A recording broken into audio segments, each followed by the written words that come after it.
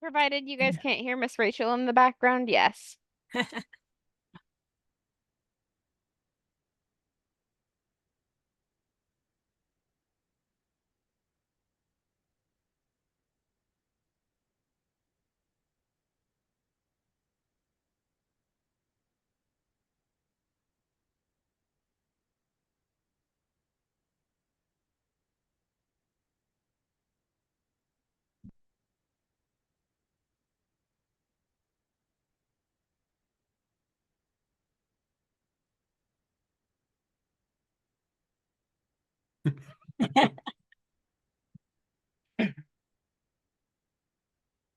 We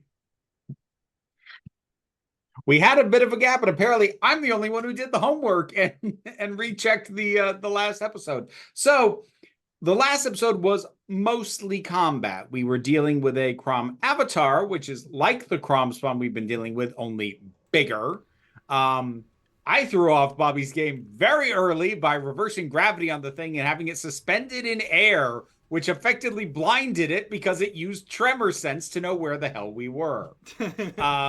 We had an extended battle with this. It eventually threw out a anti-magic field, which we were able to destroy by breaking up these various stones all around the chamber, and killed the damn thing. And that meant we were able to retrieve the egg from it. It was lodged in its mouth, so like the burning skeletal husk that was left over after I gave it one final hit of sunbeam. And then we ransacked the place and found a number of cool and nifty items. But then there was like a pit and a hole and like a whole bunch of monsters in there. And Wisp had the not great idea to like throw a fireball down there, thinking like, well, let's just deal with this problem now, not realizing that there were tens of thousands of monsters. And that's when we all fled and we got back onto the ship. And Nim retrieved the cinnamon roll box, very important. And we went downstairs because we were told somebody was waiting for us, and that was Baba. So now we are on the ship, but also in Baba's hut. You are in Baba's hut, in fact. And so we are going to just jump from there since we're already kind of struggling for time. I'm going to play the very brief intro and then we'll get at it.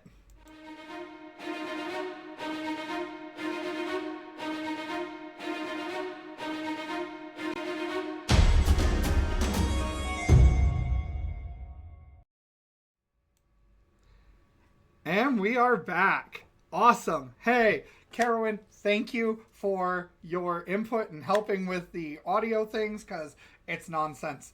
But anyway, you guys are currently in a very familiar hut. And there is, of course, a swamp outside. So there's all that ambience of what you would imagine would be in a swamp, right? And then on top of that, it seems that it's raining outside right now. So you hear the patter of rain even hitting some of the water outside in the murk and mire. And this place is fragrant.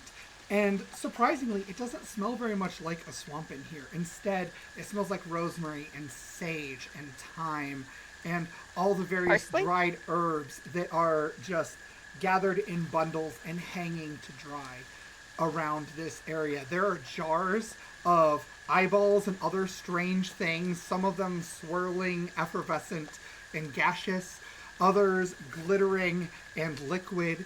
There's all manner of different concoctions here in this home. There is a large woman. She's sort of like a mass, like a dark mass of a creature, clothed in layers of sackcloth and nets and anything else you could imagine, just making up this sort of dress that's very humble in nature. Her green skin connects, is just these very long, spindly, muscular arms with fingers about as long as your forearm. They're very long, gnarled fingers with talon-like black painted nails. and her hair hangs in dark, stringy curtains over her yellow eyes, her chin protruding just a little bit down. And she grins this almost unnaturally wide smile, like a Joker-esque type smile. And she gestures as you notice that you didn't notice before. There are enough stools now for all of you to sit. Welcome to my home. Yeah, I have no reason not to immediately take a seat. Auntie, how are you? I'm well, child, and you? A little bit frazzed, I'm not gonna lie, but not unwell. You wanted to speak to us? I did. You've acquired most of the phoenixes at this point.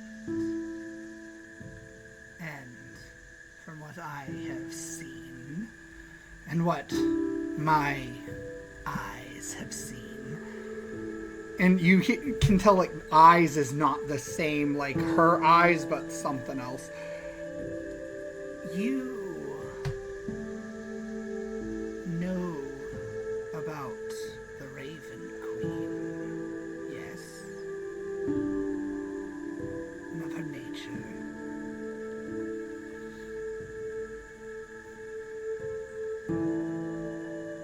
Tempest Angry. just folds her arms and doesn't say anything. So, let me ask you then, what do you plan to do?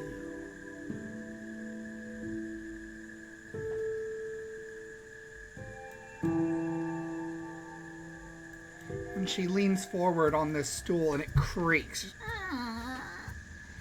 as she steeples her fingers together. What is your plan?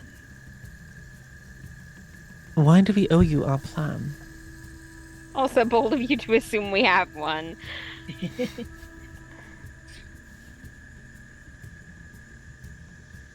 Well, I suppose, given who you are, I should not have assumed. And yet, I thought it would be good for you to know about options. Yeah, it couldn't hurt to talk about it. Or it could. What could it hurt to talk about it?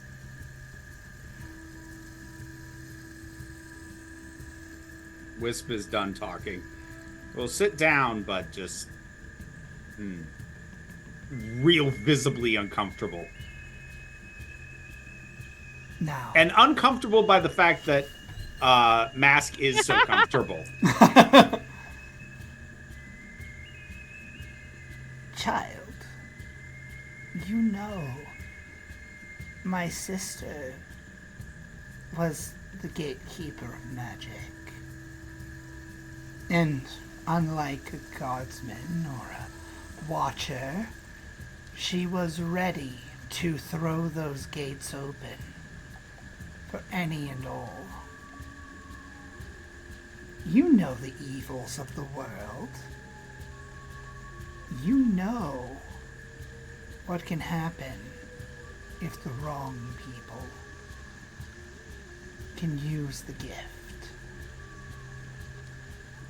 You're going to have to define for me wrong people. That's been used many times in many terrible ways. Those who would hurt you or hurt the little ones. I mean, how is that any different than it is now? I don't know a single person who uses magic who wouldn't want to hurt me. But Besides this group. imagine how much worse it would be if anyone could just set their mind to it and take hold of that which only the few can see now. I don't know, that sounds a heck of a lot more fair to me. I mean, I've been to many a world where that is the case. It doesn't bring them immediately to end. Why are you so scared of that, Baba? You speak of fairness, child. Nothing is fair. Fairness is a lie. Justice is a lie. They're pretty lies, but they're lies. At the end of the day, the frog eats the fly, whether the fly deserved it or not. Some are destined to eat, and some are destined to be eaten. Yes, but every fly has a chance equal to every other fly. And you want to keep most people not having access to what only a certain number do. Your own analogy betrays you. Yes, sometimes the flies get eaten, and it's unfair. And it sucks, especially if you're a fly. But there isn't a single-digit percentage of the population of flies who can set themselves on fire without harming themselves and therefore burn a frog from the inside out.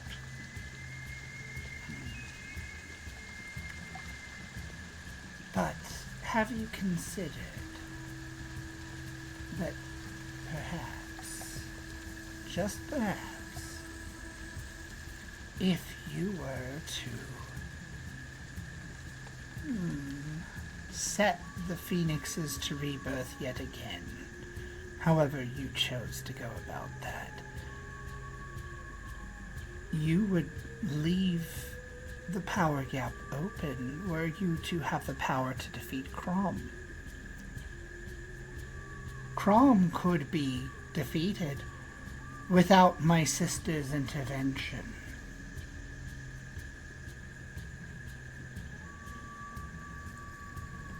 And what kind of balance would that mean for this world?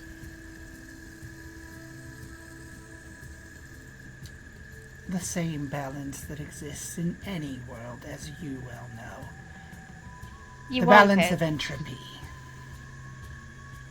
So you in charge? Yes, that's what we're talking about, right? No, don't save my sister, and please defeat my brother so that I can be in charge forever, right? Well, when you put it that way, it's rather crass. Yes, I know. Just so difficult to be diplomatic with you when you dance around everything.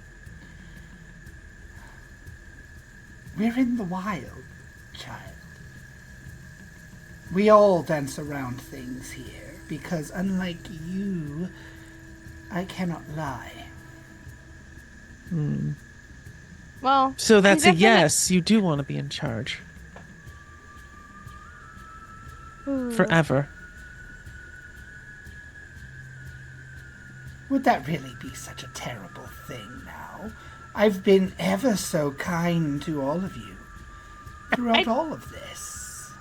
I just want to point out that Masquerade is just like sitting here and watching her and has that "oh you son of a bitch" expression on because a Mask isn't actually 100% convinced that this is like straight up a request and might just be reverse psychology and is like sitting here like with all the numbers floating around. Is he wearing the mask right now? No, Okay. no, like this is very much an open like expression.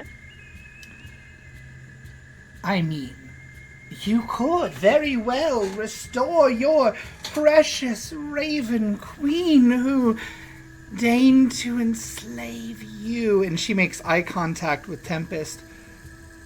For years.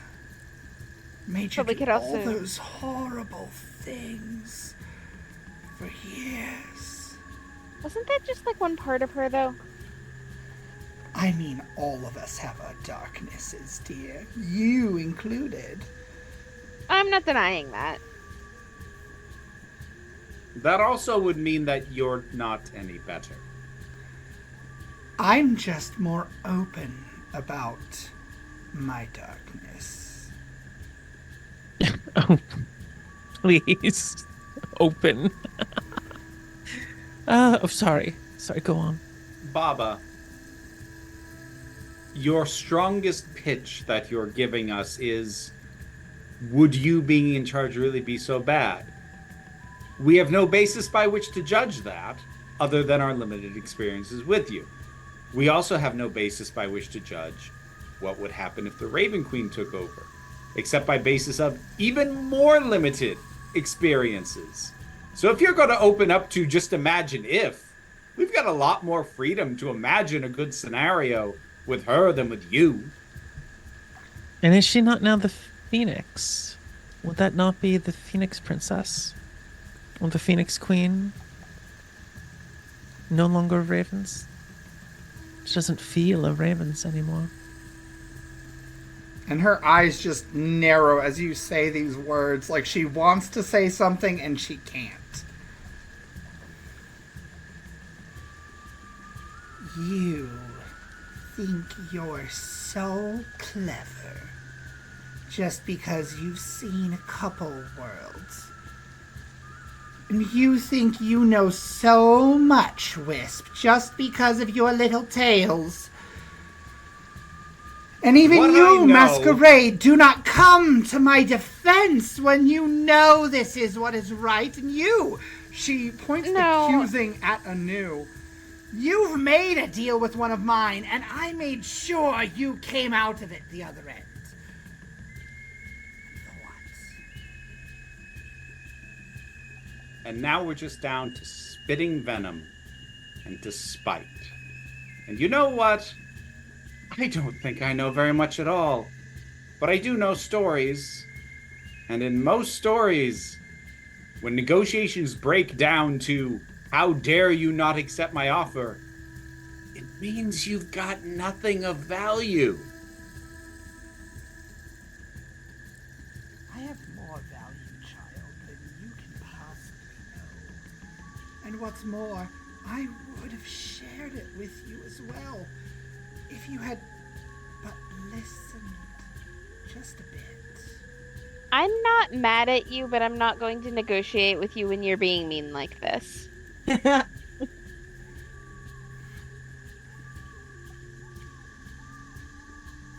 well. And she, like, creaks it back on this chair. And she makes eye contact with you, Masquerade, and says, will you give me an audience when I'm in a better state of mind? Yes. Then it's done. And her snap just carries on an echo. And almost as though you were never there, you... and you're on the ship. Well, that was horribly manipulative of her. I could count like 4 different logical fallacies she was pinging off of. She's usually better than that. Mask? Yes. Don't take this as any harsher than it's meant to be. But if when you encounter Baba again, if it's just the two of you, you do not have the authority to negotiate on my behalf under any circumstances whatsoever. No, I absolutely wasn't going to. We're definitely not giving her her way. Okay. She's getting desperate, though. You Well, can yes. tell. That's actually something that she and her kind seem to be bad at hiding. Because we went through that with, what was her name? Griselda. Mm-hmm. Because she was all very pushy when, in theory, she could have just waited us out, but she didn't. It's For almost all like they're running out of time. Yeah, for all the tricks, they don't... They can't be in as strong a position as they act. Because, again, we have a mortal lifespan. They can wait us out. Yeah.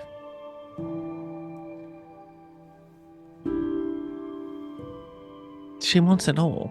She wants to be the one god of this world. She wants her brother and her sister eliminated. She wants to use this to do that. I don't think like any situation in which there is just one deity in charge of the whole plane is a good one.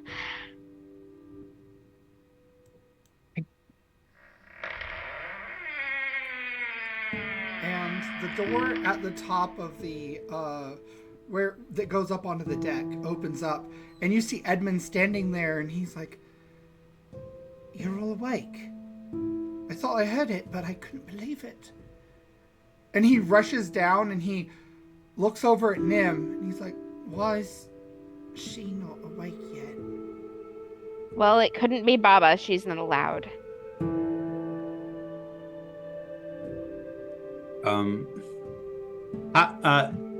Edmund, how long have we been asleep? Well, near the 2-month mark, actually. What? You all came down here one night, and I came and you were asleep, just asleep, and your bodies have been in this sort of stasis, and you haven't wanted for food or drink. You weren't even breathing. I thought you might be dead, but magically speaking, you weren't dead, so I knew you weren't actually dead. And then he looks, and you see like tears pooling a little bit as he looks to Nim. She'll be okay. What happened to it? The same thing that happened to the rest of us. We were taken in for an audience, and I guess I'm hoping that she just held back to say something else. Maybe. You know, those without magic shouldn't go to other planes too much. She wasn't there by choice. We got pulled there. We'll figure it out. I'm sorry I don't have an answer for you to tell you right now. But we've never abandoned each other before. We're not going to leave her wherever she is. We'll figure it out and we'll get her back. Do you promise? I promise. Yes. Okay. We're about 30 minutes out from porting. We've arrived in Voirais. Good. Hopefully. That was much quicker. Well, from my perspective, it was much quicker than I was prepared for. Good job, Edmund, of course. I'm sorry. No, good job. But you did a good job. It's not you. I just walked on the ship. I thought I would have time. There's so much to consider, and we've lost all of our time to plan. Welcome to the group, Tempest. This is why we don't do plans. At least we're pretty good at, making it up on the fly. There is one person who is also on the ship, who waited for all of you.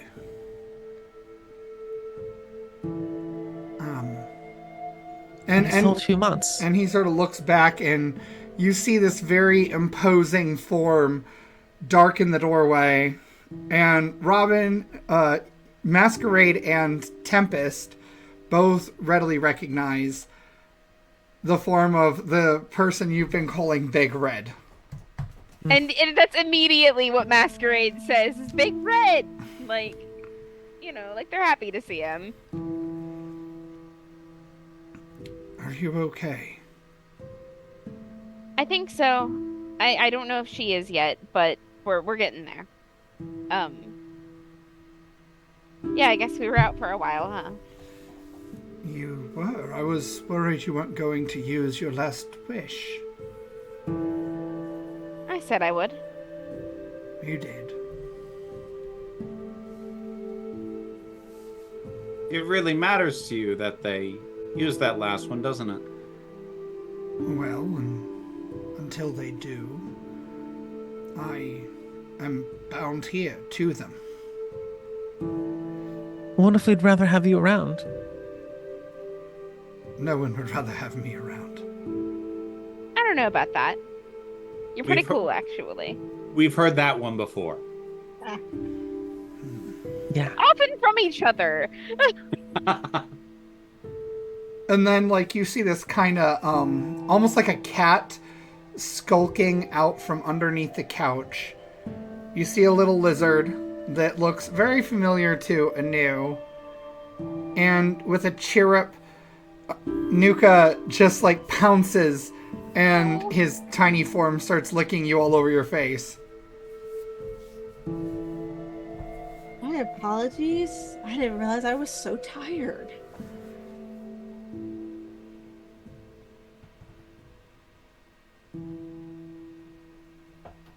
And all of you have reunited with the crew long enough that within a half hour's time, unless you want to do anything specific, you all dock in Voirais. You have made it. I assume that we all benefit from a long rest. Absolutely. Okay. Just wanted to be sure. I mean, that's all well and good. You know what I'm missing, though? I've got 2 different tomes that I could theoretically be learning from, but there isn't any damn time because we lost a month.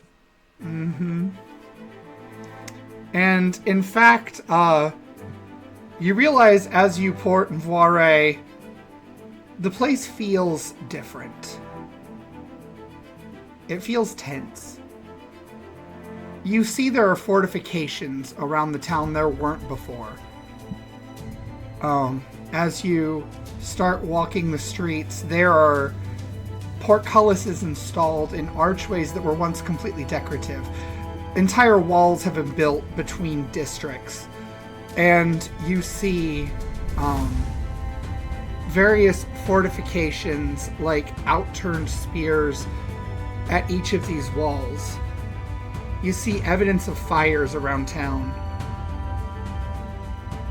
And you see there are memorials for various people throughout the city who have been lost.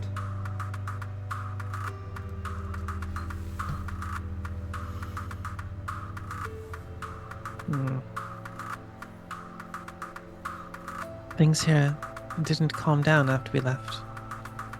No.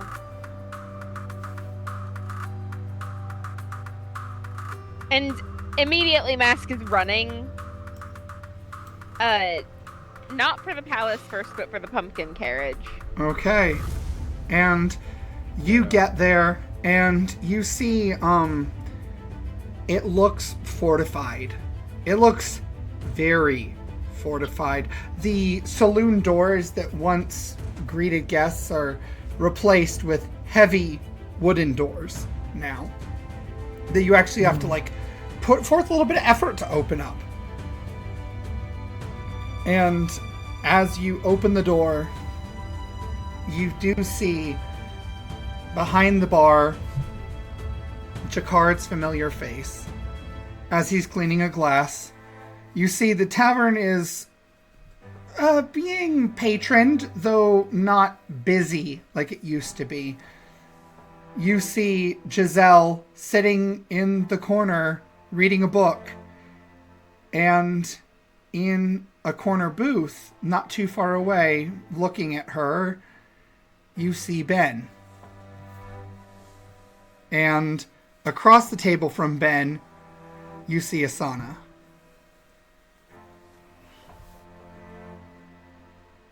And for all of the tenseness... No, sorry.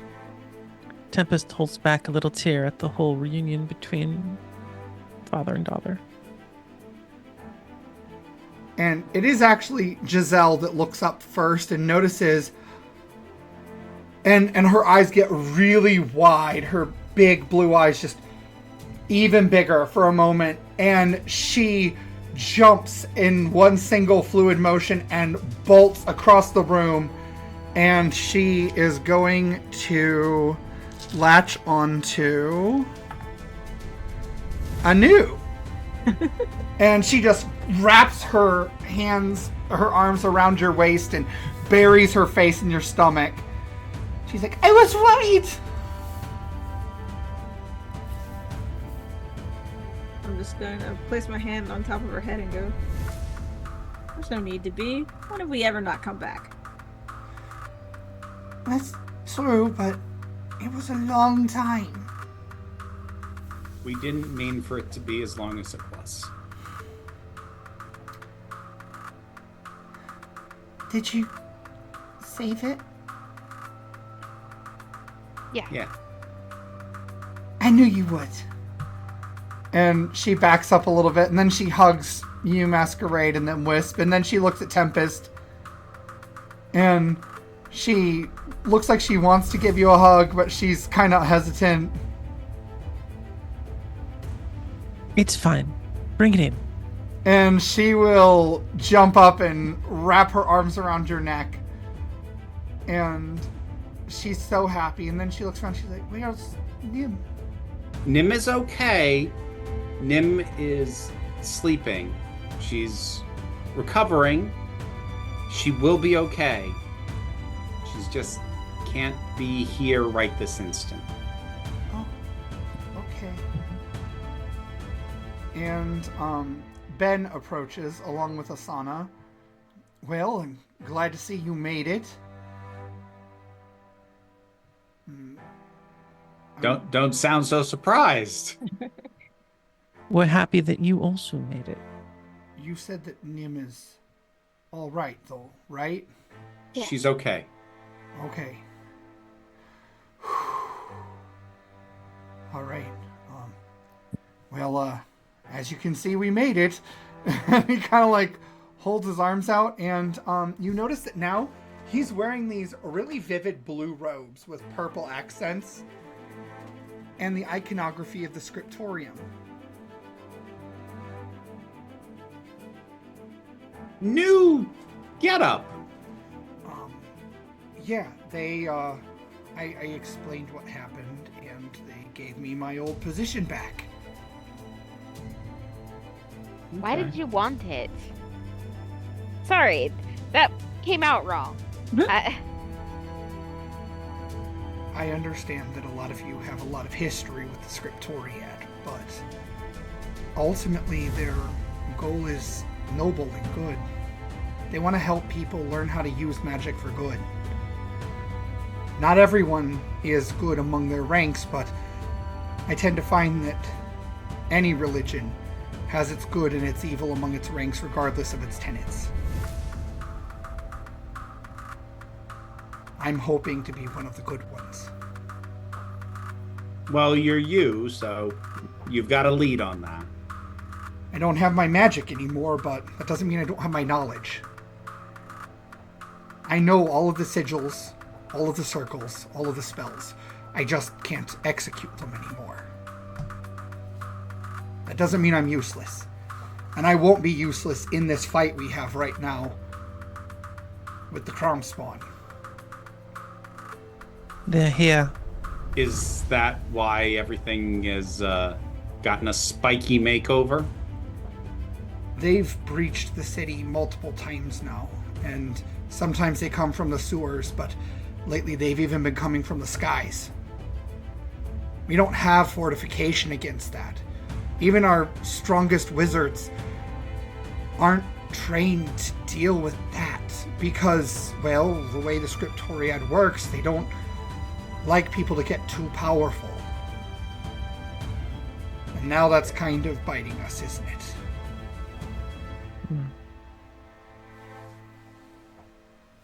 Well, you can't plan for every actual contingency, and eventually you'll run into a situation that isn't what you accounted for. That would have happened no matter what. You're right. You're right. But what do we do? We all but face annihilation right now. Oh, well, that's just Tuesday. Indeed. And Asana, just walks up, claps a clawed hand on your shoulder, and says, "How are you?" I will hug as much of her torso as I can get my arms around. And she sort of squeezes your shoulders from what? Have you been working out? You can find out later.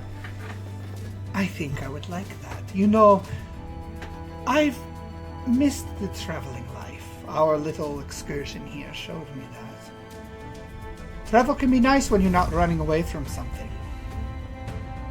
Also with the right company. Very much so.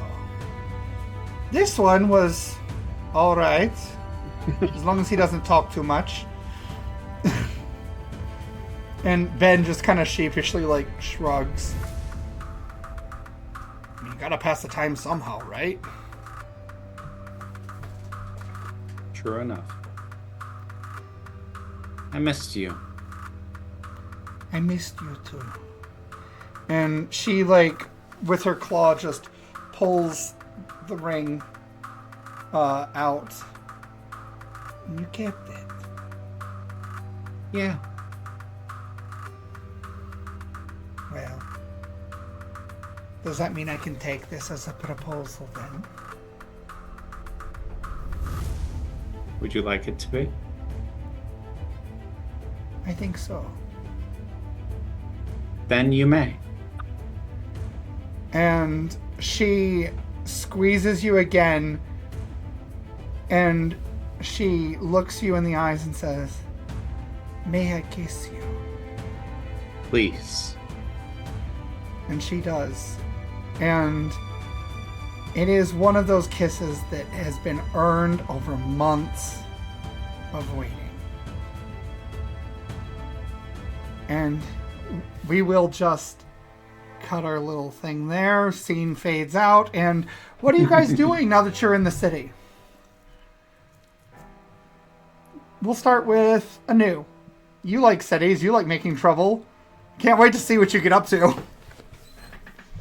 No pressure. Yeah.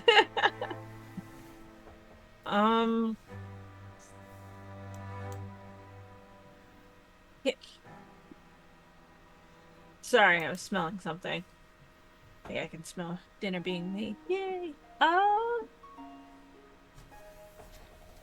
think I'm going to. You said okay, so we're hanging around the city. Mm-hmm. I'm teaching Giselle how to be sneaky. Okay.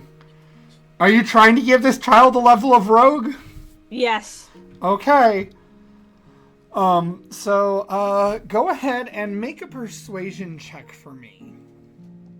And based on your check, I will give her advantage, disadvantage, or a straight roll Persuasion. to learn. Okay. Alright. So I gotta adjust my desk here.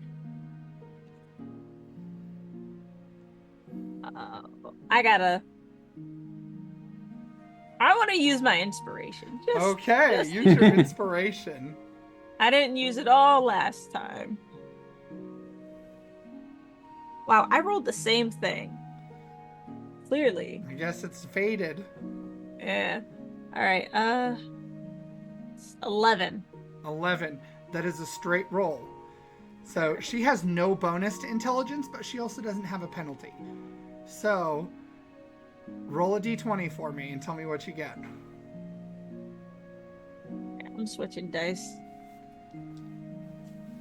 I got an 11. 11. So what specifically are you trying to teach her about sneaking?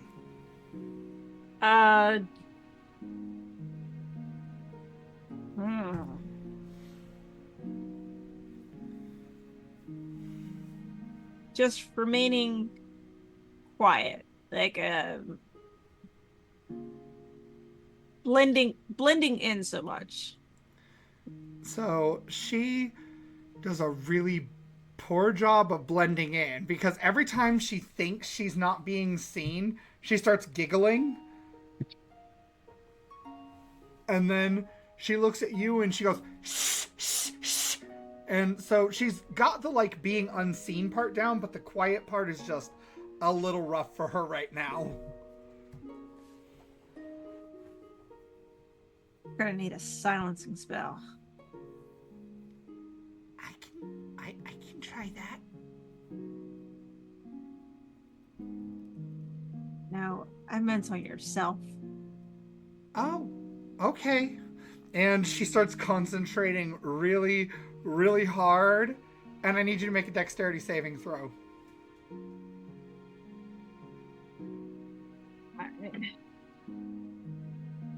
18. So she concentrates really hard, and all of a sudden there's like this blast of blue fire that comes out, and you nimbly dodge it so you don't take any damage, but she definitely scorches the side of a brick wall, and then looks at you and she's like, "Am I silent now?"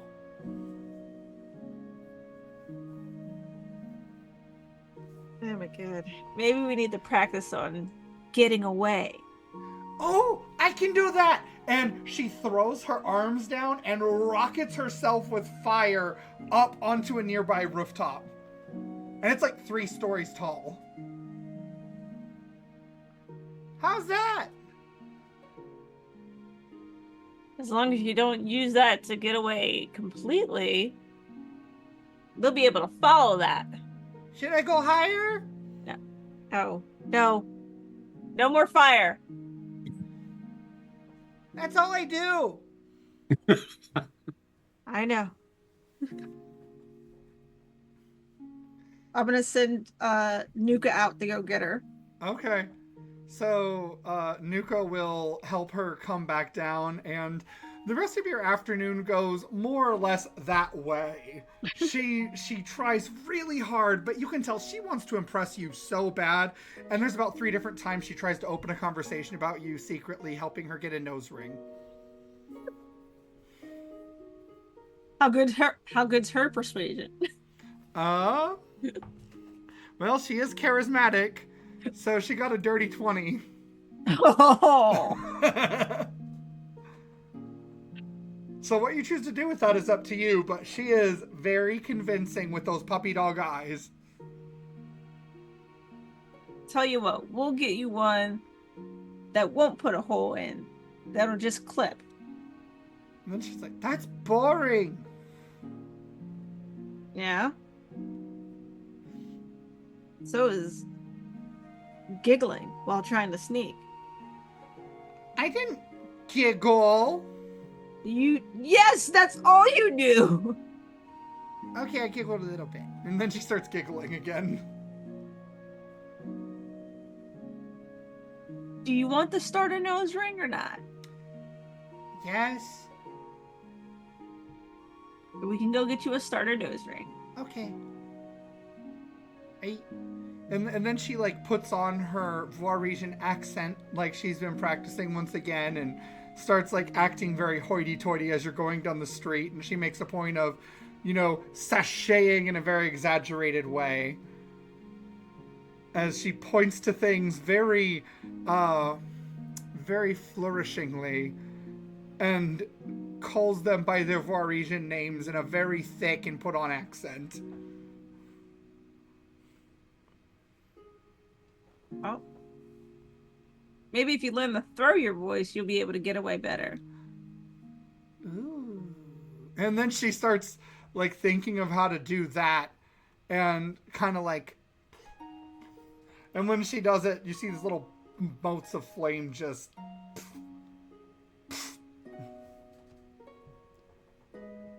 Look, Nuka, it's a 2-legged dragon. What about Masquerade? What is Masquerade doing? Going to check in on Angelique now that everybody's in and settled. Okay, so you get to the palace, and it is under heavy guard. They will allow you to pass, but you can see that there are more guards here than before. Many of them you don't recognize. So they've expanded their ranks quite a bit. That is why I did not come here first, because I figured that if security was increased in the whole city, it was going to be so much worse here. Mm-hmm. But you do meet Angelique. They tell you that she's currently in the rear gardens. All right, then that is where I'm going. All right, and so you go back into this area, which is basically an orchard of various fruit trees that line these paths that are almost like a maze.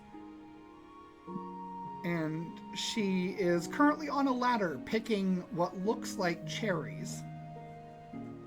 Having fun. Oh, Mask. And her eyes get so wide, and then she all but falls off of the ladder, and then I am runs prepared to to embrace catch her. you. How are you? I am about as well as can be expected given all the running around, but it's not bad. It's not bad at all. I have no complaints. How are you? Like just briefly holding her at arm's length to get a look at her and like make sure she's not hurt or anything, like always. Make a perception roll. Ooh, Or Arcana. dirty 20. Dirty 20. So, you sense a strong magical aura surrounding her that wasn't there before. So I'm not like trying to play games with Angelique. I am just going to like very straightforwardly call attention to that and like, this is new. Is this something that's coming from you or do you have an enchantment? I've been learning magic because Her Highness thought it would be appropriate, given that she came out as a mage and she sensed the potential within me. And she wants me to take over as her successor. She thinks it's important that I understand. I think she's probably right about that. I think that being educated on something like this is probably the best way to not be afraid of it. And you shouldn't be afraid of it. Respect it, but don't be afraid of it. And she smiles and meets your eyes and says, Masquerade, you use magic. I was never afraid of it. All right, that's fair.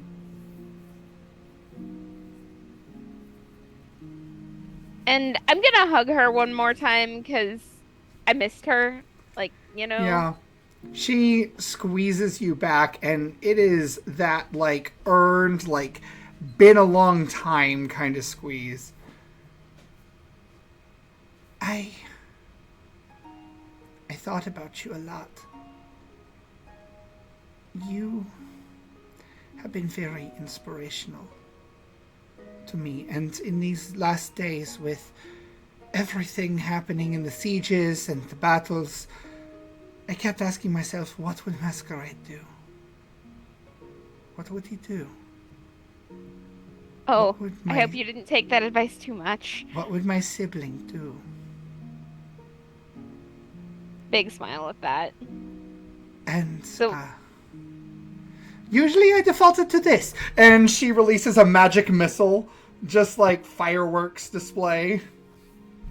You know what? You're right. That is indeed what Masquerade would do. Good call. That's very impressive. You've come a long way. Thank you. I studied hard because I really, really, really wanted to learn a very particular spell, but it seems you beat me to it. What spell were you trying to learn? And she pulls a book out from her satchel that she's carrying, and she starts flipping and flipping, and then finds it. She's like, this one. And she turns it over, and you can see a spell called Sending. Keep learning it. Eventually, that's going to come in handy. I'm sure it will. I wanted to send you a message What would you have said? that I miss you, and I believe in you, and I hope you believe in yourself as much as I believe in you. I know. I always miss you too. And I always come back. You do. Because I have the best fruit. And she pulls out a handful of cherries, and she's like, these are the best ones for you.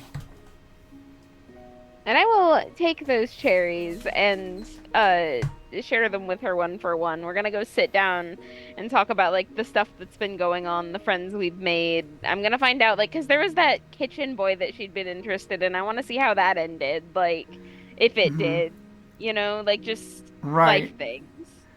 So,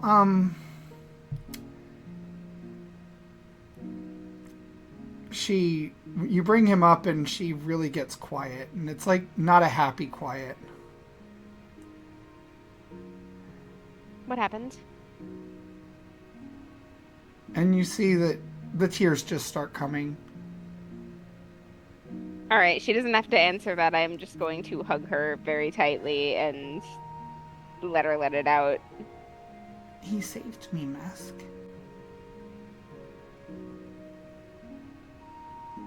He took a sword off of one of the dead guards and saved me from one of those things. It was going to bite off my face.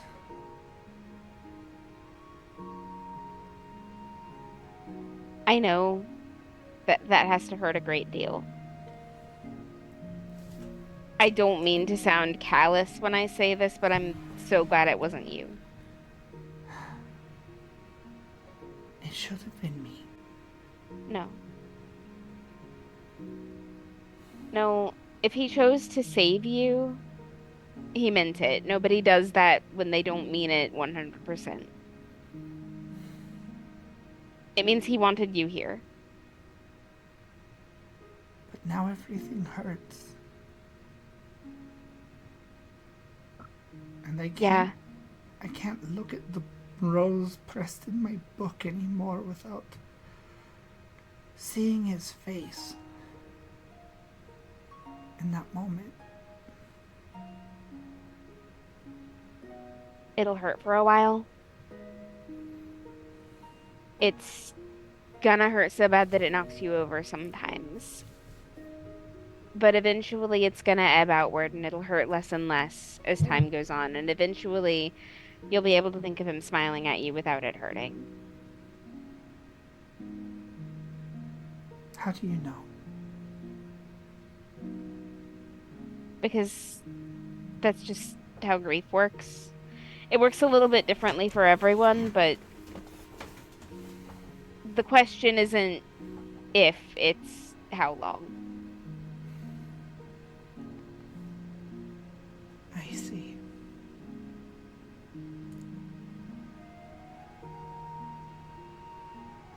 I do. And she kind of like wipes her eyes and smudges her mascara in the process. I do have one other thing to show you. All right. Something I never knew about myself, but is apparently a thing. And she closes her eyes, and when she does, it's almost like a blanket of air unfolds briefly, and as it unfurls, you see these wings made out of radiance that just expand from her back. Oh, now that's lovely. Where did you learn to do this? It was another thing that Her Majesty said I had in me. She calls them the Aasimar wings. I don't know what that means. Neither do I, but I think I know someone who will. Who? Tempest. If anybody knows, it'll be Tempest. Oh, is that your scary elf friend with the giant sword and the many piercings? She's not an elf, but yes. Well, perhaps we should make a trip to see her then. Yeah. Yeah, absolutely. She's here too. Wonderful. Speaking of Tempest, where is she and what is she doing?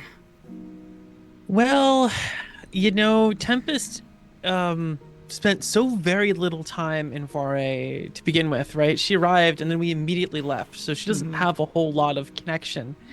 But she's got some errands to run, and then she wants to go have a talk with somebody. Okay.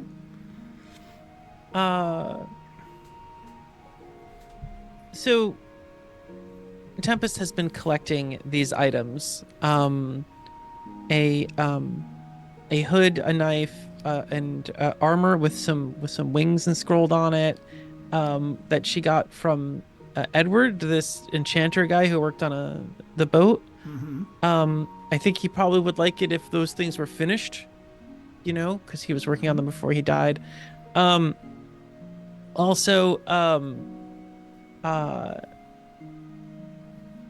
the mariner studded leather.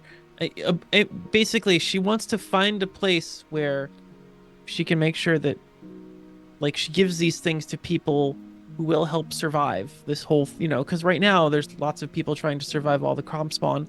She wants to find, like, good people, who could use these things to defend themselves.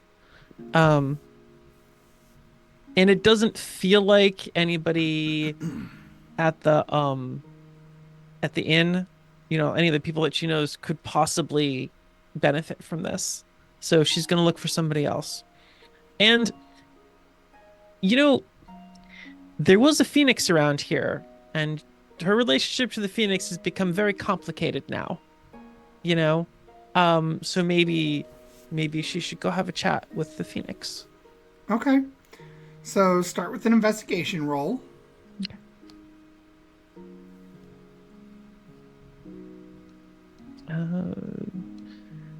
20 dirty. Dirty 20. So you do find someone who would make use of those items, actually. You can't place your finger on it. It's almost like you get this aura that's otherworldly as well from this dwarf. Mm-hmm. And you see that he has this purple shard that is kind of like engulfed his right eye, that manifests in his other eye is also purple. And he introduces himself as Barrick. Hello, Barrick. Pleasure to meet you. Yeah, so, I'm so bad with the way things are here now. So you said that she just has a feeling that this person is someone that she should be giving some of this stuff to? Yeah. So, I met someone on a ship once. His name was Edward, and he worked on many fantastic creations, many of which are unfinished.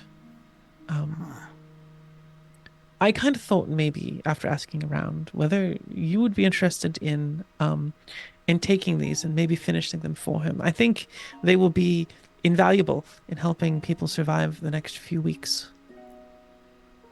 Well, I don't really know how you managed to figure out my profession, given that I don't just put it out there like that. But this is just some good one work. of those things. And he starts like examining it, and you see him as he runs his hand over the armor first. You see almost like this overlay of an interface. It looks almost like magical technology, and he starts like moving rune circles like knobs and starts like tapping at different runes that just manifest on the air, and there more displays come up, and it's really almost like a computer interface how he's working with this. This is incredible workmanship, actually. Yes, it was a tragedy that he died out there in the ocean. So yes, I both need these, either finished or handed to people deserving. I see. With all due respect, ma'am, and feel free to tell me I've overstepped if I have, but I heard there was a gray elf that went with that group that went to the Dwarflands. A gray elf. Well, Um, and he kind of gestures to you.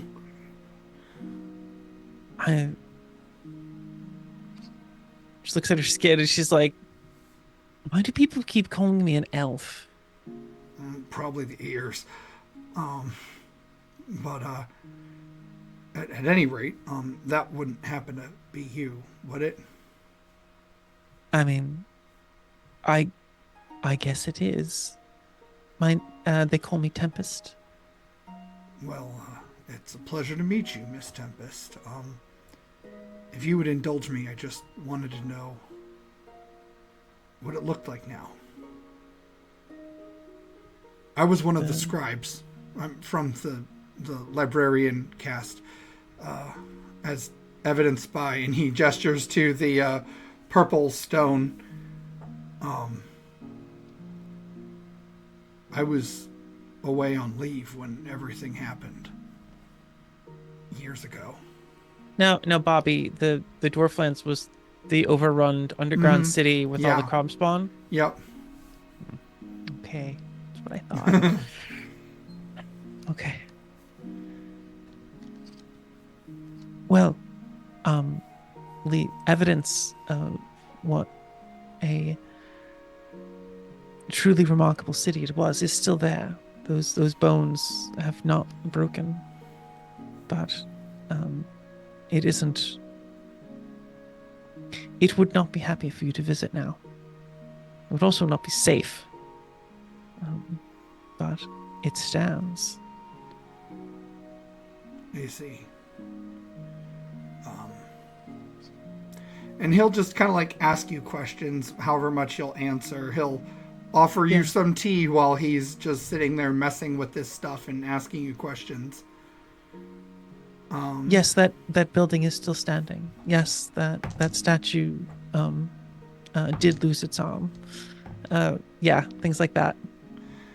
And right around the time you get done with your explanations and descriptions, the entire interface just collapses on the last of these items. He's like, well, that's done.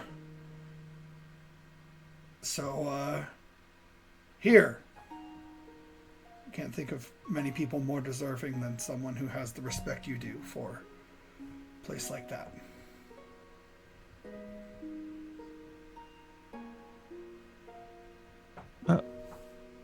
Oh, okay. I'm sorry, sir. You haven't... What do you mean done? I just finished the enchantments on them. Oh, thank you. They're Yes, thank complete you. now. What? I'm sorry, what do they do? So this one, and he pulls out the hilt of the sword. He's like, you think it's broken. It's not broken. It does this. And he presses a button while twisting the hilt, and it manifests a beam of solid light. It's a sunblade. The Sunblade, okay. Yeah. So was that the quote knife? That was the knife. That was Okay. the unfinished knife.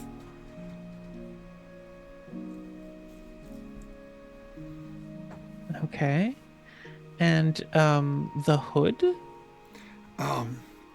This one, and he sort of fixes it to himself, and then when he pulls the strings down, this like face shield of solid light just and it is a hood of water breathing. Oh, that would have been very so useful on the water. I feel like such an idiot. Let's see. And the armor with the wings on it. That one, it's a little more complicated. That's why this one took me the longest. Well, you might fare a tad bit better with this. And he just seems a little uneasy, and he's like, go ahead and just try that on. Okay. Well, Yeah, she gets into it. As she gets into it, her shape-shifting armor shifts out of the way so she can put the new armor on. And this armor, it feels very light for the fact it's actually technically plate. And he says, okay, so you do need to, and he just, excuse me, and grabs the belt buckle and twists it. He's like, the next thing you say is its word.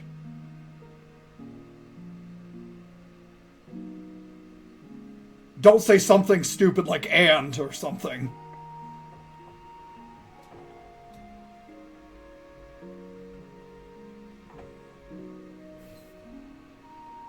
And he's just holding the belt buckle at the twisted mark.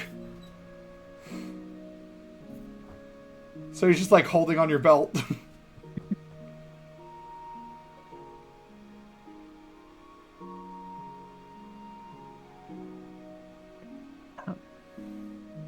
Vanquish. And then he twists it back, and you feel this sort of like chill run over you as he presses the buckle back in. And he says, all right, not in here, out there. And he points outside. Okay. Tempest walks outside.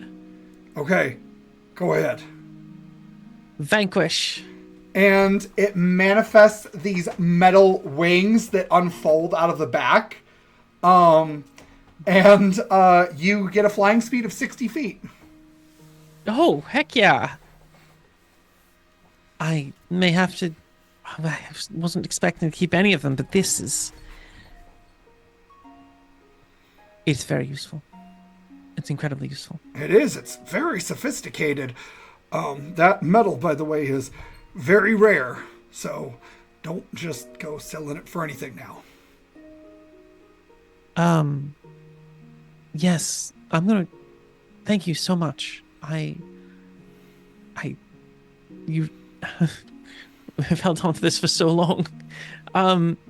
He would have been... I'm certain that he would have been honored to know that you had finished his work. And I will use this to defend the people here. I know that you're being attacked from the air, and this will help. This will help. Yes, it will.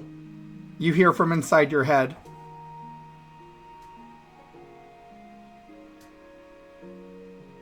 Hello, I am Canary.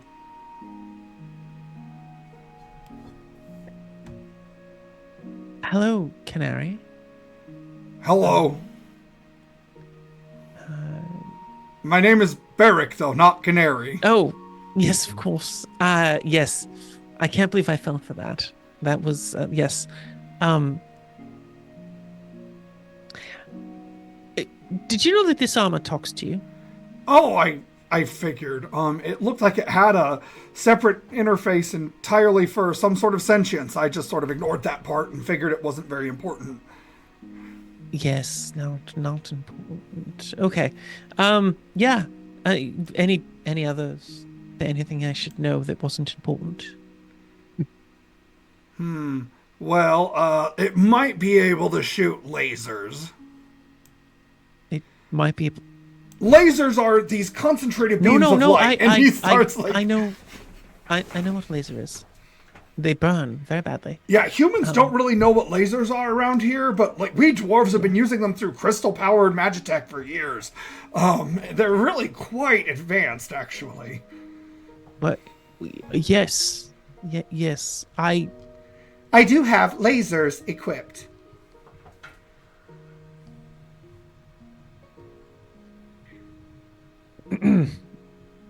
Well, Barrick, thank you so much for all of this. I think I'm going to try this out.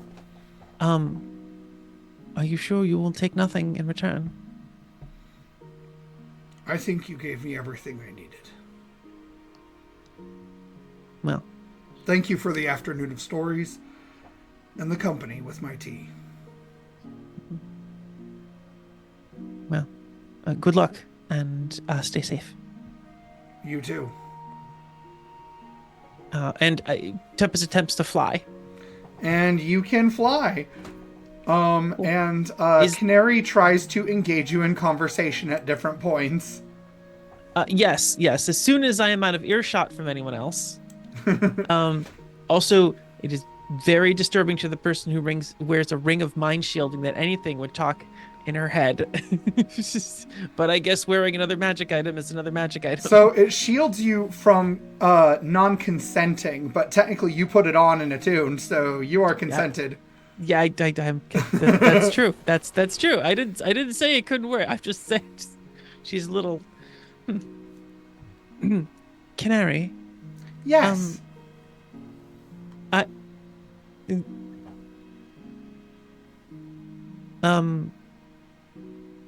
You said I had the ability to shoot lasers.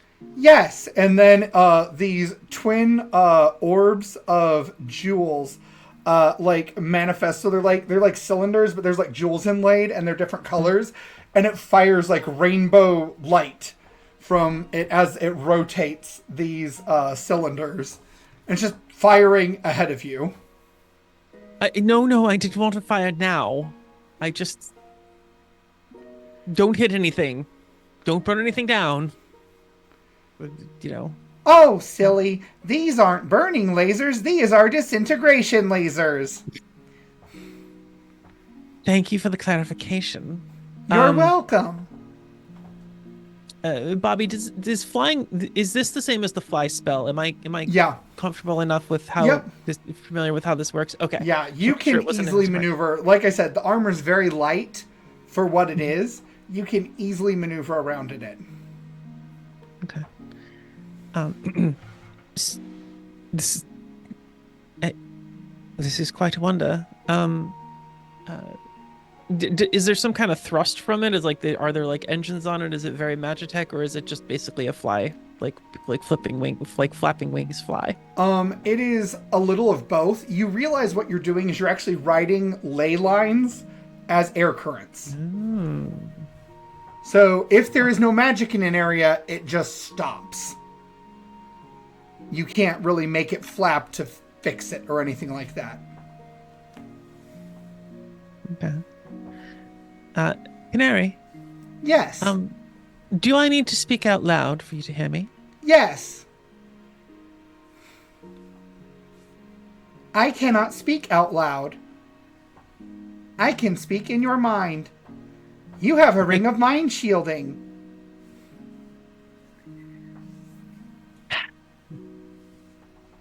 Yes, I do. That means you can ignore me. I could, but I'm not going to. Good. That would be rude.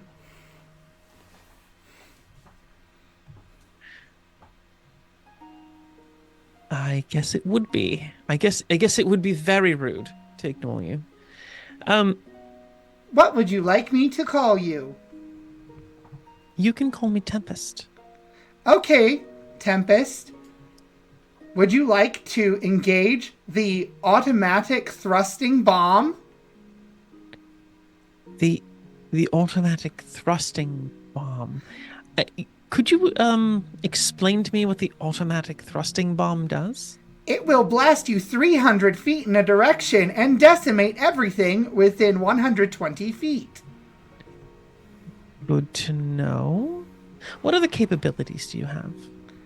I can use lasers on your shoulders. I can allow you to fly. I can speak in your mind. I can pass through solid objects. I can enable you to see invisible objects. I can allow you to locate magical objects. I can allow you to identify magical objects. I can hold polite conversation.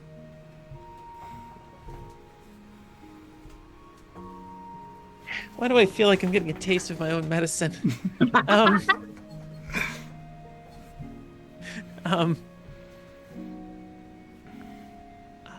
That is all very impressive. I just have one other question. Yes. How are you feeling today? I am Canary. That's what I thought. Huh. I'll have to watch out for that. I can also summon 1d6 pounds of bread. Really? Well, what kind of sourdough? I haven't had a good sourdough since coming here. I do not know. I am Canary. Definitely getting a dose of my medicine here.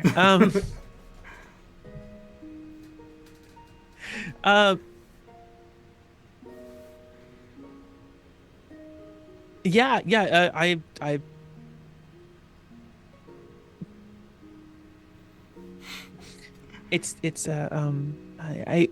I zoom around for a while, right? Okay. Zooms around for a while, test things out, does not fire the blasts of anything, but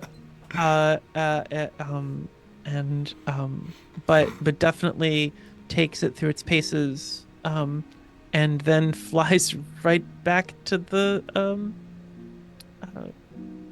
what's it called, flies back to the carriage. Okay. Wisp, Yes. Asana looks out the window and says, "You have the strangest birds in this city. Some of them are on fire, others are made of metal. I really don't know what's going on." Metal is new. I'm not familiar with metal. I'm going to go to the window and see if I can see what she's spotting. Okay. Make an initiative check versus Tempest. An initiative. Yes. Okay. Okay. And do I have my initiative bonus on that? Mm-hmm. Including 16. your dancer stuff. 19. 19. Ah. So you look out the window and you don't see any metal birds. Great. Well, must be gone now. Would not be the strangest thing I've seen in the last... Time has lost all meaning. I don't even know what chunk of time to assign to that statement, so I'll just leave it there. Well, I suppose what really matters is that we have time now. We do. Time for us. I do want to, as much as I would love to stay in this room for the indefinite future, I do want to see if I can confirm that Charlie got back okay. All right. Well, would you like to go to his house or to his new place of employment? Well, given the time of day, where's he more likely to be? Given the time of day, I expect at the palace. Really? Would you accompany me? I thought you would never ask. And she looks at the giant sword. They don't allow my sword through the palace gates. You may have to protect me if danger arises. I shall make every effort.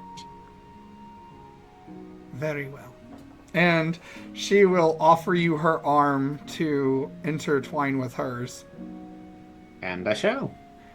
And you go to the palace, and after some asking around, you find out that Charlie has become one of the new guards in the palace. Am I able to find him? In fact, you are.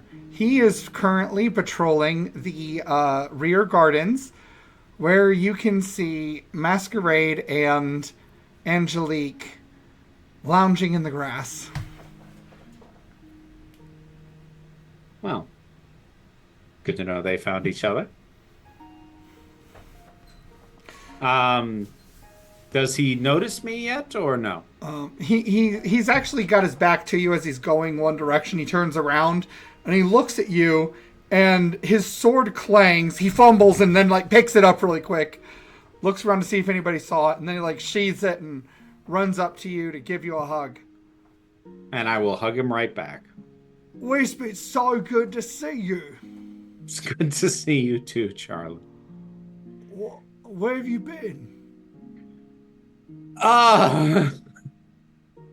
Dwarven Kingdom, Pits of Hell, other planes of existence, boggy huts. It's been a lot.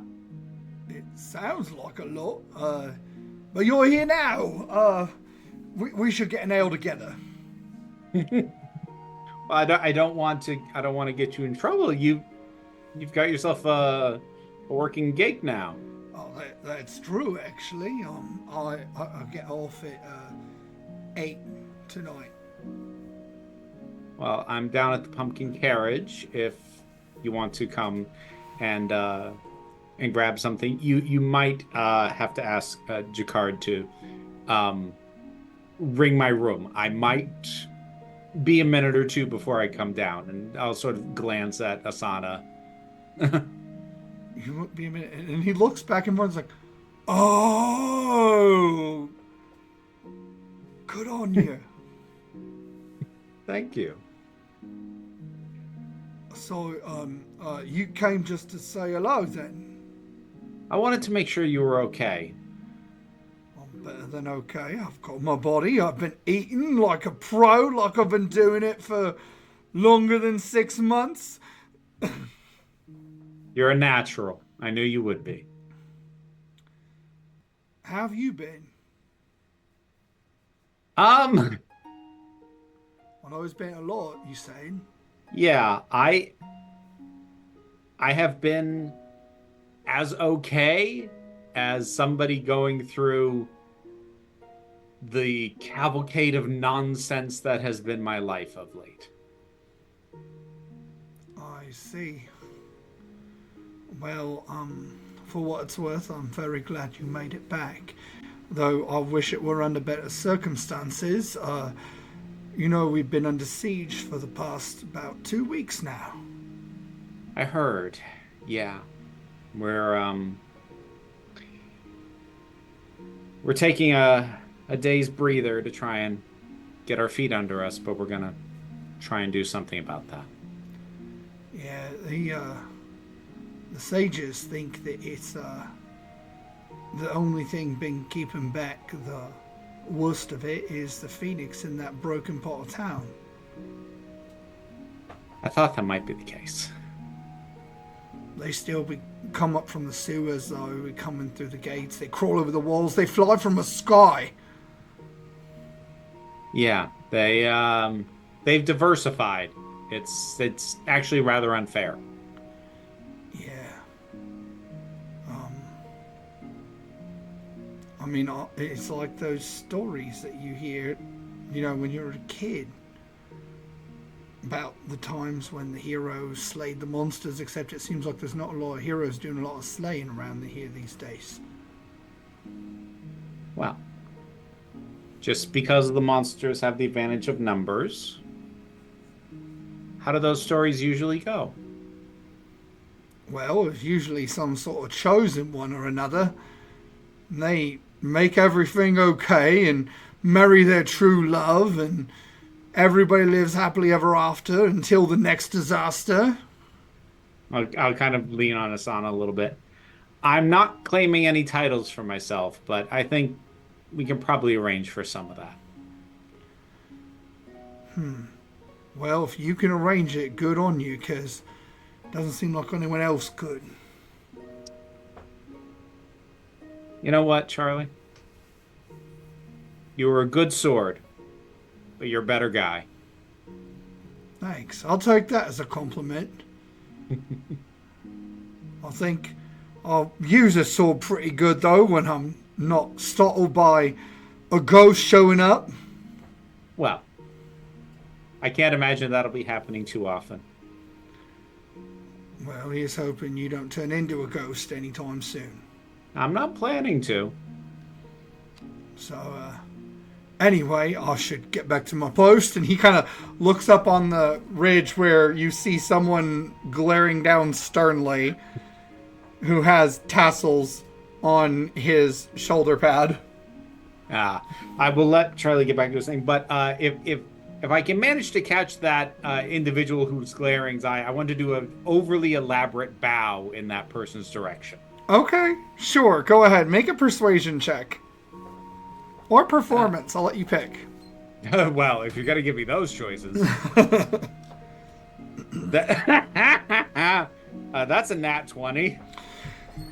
And with bonus, that's a 35. You know what? He blushes and then ignores everything and walks on.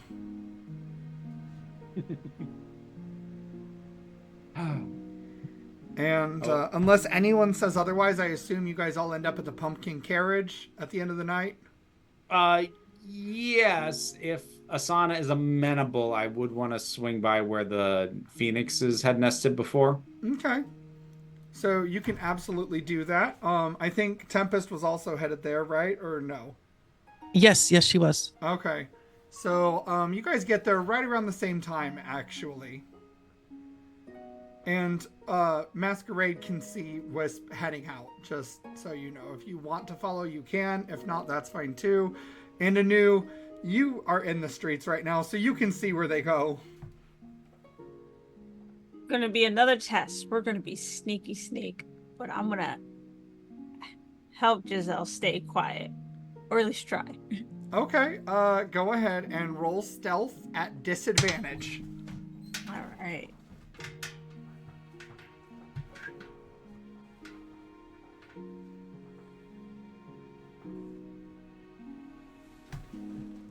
Right. And I rolled twice, right? Yep, you roll twice and take the lower.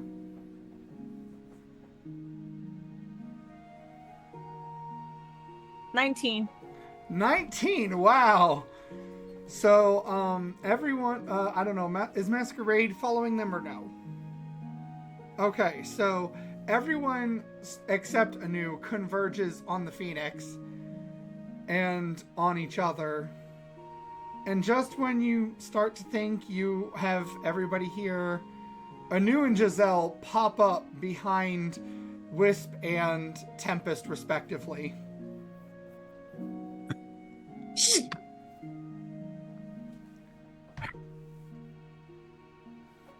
People think I'm the show off. See? No giggling. Look how well that turned out. Now you can laugh. You have to be careful. I don't know if these wings hurt or not, but It's They could flap out. When did you get wings? Just recently. I haven't been holding out on you, I promise. They wouldn't happen to be metal by any chance, would they? Yes. There's your bird, honey. I see. Well, between this bird and she looks up at the flaming green bird that's just roosted there on top of where this building once was.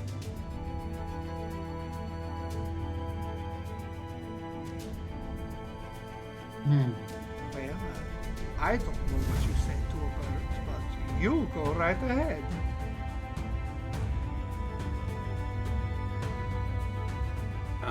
So, Bobby, just for my own sake, like, we've got this phoenix here. Physically, where are the others and/or the eggs? So you have the phoenix here. You have the eggs on your person if you want to have the one on your person. The others have all awakened except the red one right now. Okay. So, unless somebody's going to stop me, I'm going to take the red egg and slowly and cautiously approach. And the bird looks down at it, looks at you, and you feel a sensation of warmth, of acceptance and gratitude. And it will bend its head to your eye level and it looks into your eyes. And you see this smaller but like roughly 5 foot tall with a much larger wingspan chromatic flaming bird perch on the shoulder of this one, and it looks at you as well with its head kind of tilted.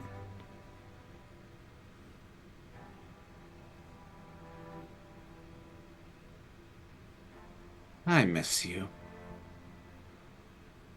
I miss you too.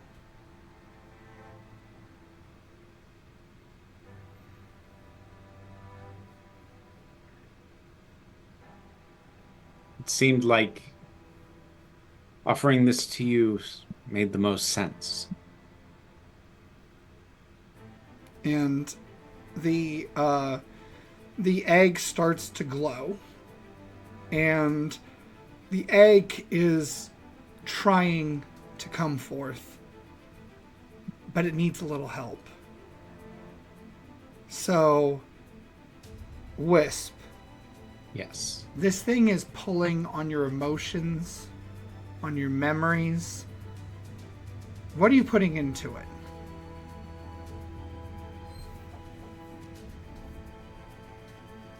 I am putting memories of warmth and laughter and comfort and affection of this party, of Asana, of other times in other places with other people.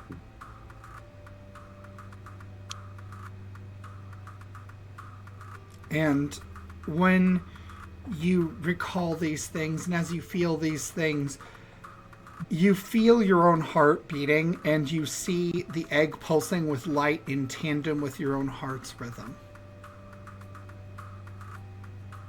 And then the egg reaches out, and Tempest, you feel a knocking on your mental door. Open up. And you can feel this egg trying to pull from your emotions and your memories and what you have in there. What do you let it experience? Oh. There's a lot in there.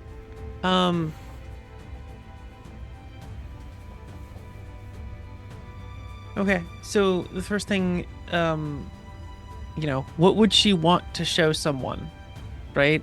These are all the good things, right? She's gonna try to find some good things, and it would be her life before everything happened, and the hundreds of years ago now, and in the village, and the memories of her sister and her mother and her father before everything went bad. She shares some of the beautiful people on the different planes of reality that she's experienced, even though those were painfully short durations, right? A little bit of agony and sadness as people Tempest cared about died. A little bit of longing for a home, and companionship, and just how real these people that Tempest has been traveling with are. They are real. These people are real. Suffering is real. Love is real. Memories along those lines. And the egg starts pulsing with light in tandem with your heartbeat now. And it starts to crack a little bit. And anew, it reaches out to you. What do you put into it? Let's smack it. No, I'm kidding. I think I'm going to put in the memories from this current life, obvious, because I have so many memories to choose from. But this current life as a new, but especially since coming on this adventure. Okay. And you feel that the egg also takes those memories, and you can see images in the shell, like inside it, of the different memories that Anu's played from your own adventures. Oh, especially the snowball fight that Nim started. And you see Nim throwing snow and everyone just having a full-on snow war. And it cracks a little more. Masquerade, it reaches out to you. I want to give memories of what it's like to physically be everything that you can be on this plane. Like, I have flown as we're gargoyles in the setting, right? Um, like what it feels like to like fly on wings, to run on hooves, to like just physically touch things, like the vague idea of what it is like to just exist on a basic day in these forms.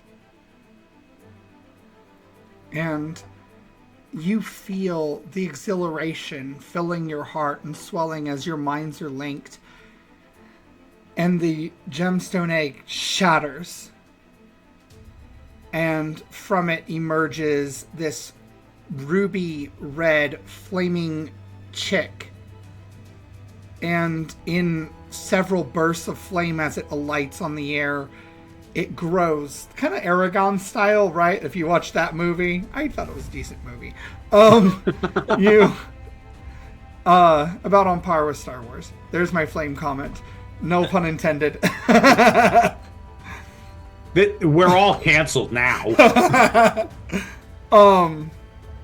And it and the bird lands on the green phoenix, and you see this yellow one come from off in the distance, and a purple one, and the orange one, all alighting on the green one.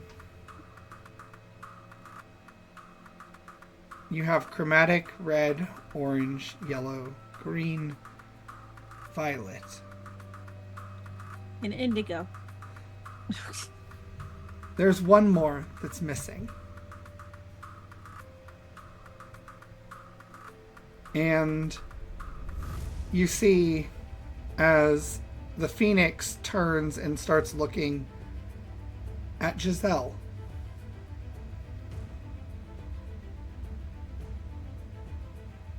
Ah.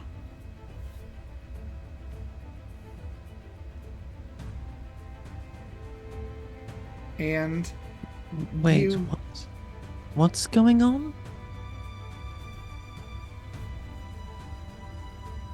Something that is necessary. Oh no. Giselle looks at all of you and looks at the bird. And you see she has tears in her eyes. And she looks at Masquerade and says, I don't want to lose what I have.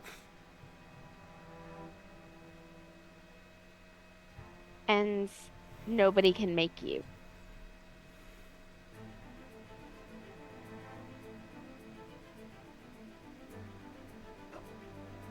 Wisp is gonna kneel down in front of her.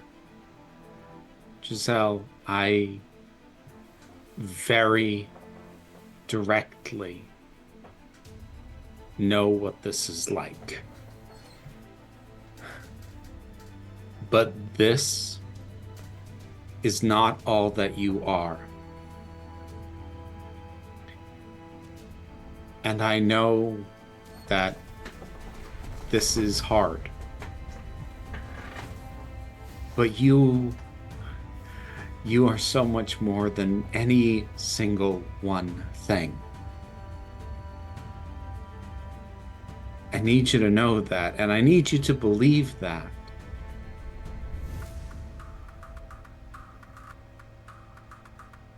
I do. I just... And she kind of pauses. I don't know how else to help. If I Neither lose my did I. friend- I didn't know how else to help either at first. The way you help is by being you and by staying safe. And if you can do those things, then you'll find other ways. You can say that. You're pretty. And you're good at stuff. I wasn't always, well, I was always pretty, but I wasn't always good at stuff. I can't even sneak around the city without messing up. We snuck here, didn't we? How long have you been working on sneaking? Today? Yeah, you did pretty good for a day. But believe it or not, most things take people more than a day to learn. Do you know how long I've been dancing? How long? I'm not going to tell you because it would be rude to ask me my age, but a very, very, very long time. And Like I was 100 not... years? Sure, why not? Wow, you're 100. I'm not, but it feels like that sometimes. But my point was, I wasn't good after a day. I wasn't good after a week. I was a little better every time I worked on it. Things take time, and I know that that's hard because you had the fire just naturally. And I know that it's hard to think that other stuff you won't just have and just know how to do. But that doesn't make any other thing less valuable. Honestly, in a way, almost makes those things better. Because you didn't have a shortcut. You had to work at it. Yeah. And I'm gonna get good at it. I know you are. Even if it's not magic. And she looks up at the bird and then nods. And you see that this blue fire sort of starts tornadoing around her, and her eyes envelop, and her hair even transmutes into blue fire. And for the briefest moment as she rises off the ground, you're not sure whether she's going to become the bird or what's going to happen. And in a flash of brilliant fire, this blue phoenix erupts out of her, and it joins with the others, and they all alight on the air along with the largest, the jade phoenix. And they start doing this twirling, swirling dance on the wind as they come together with the chromatic one lighting at the end. And you see this brilliant flash, and for a moment, everything is just pure light. And that's where we're going to stop.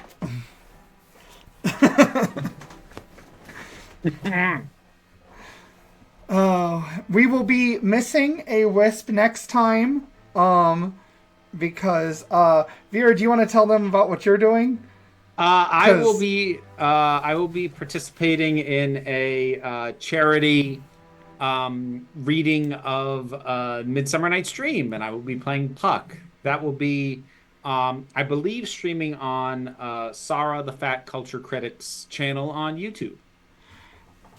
So you guys can go watch that. It will be great. I promise it will be great. And literally the only reason we're going to keep going is because we're trying to get through the campaign. Fair enough. But we will, you can watch this on YouTube after the fact and watch Vera then. It'll be great. But anyway, thank you guys so much for watching and joining us and for everything. Hopefully we will have a Marissa back next time, which will be fun. So until next time, all, whether it's on the page or at the table, make sure to tell your story your way. Bye.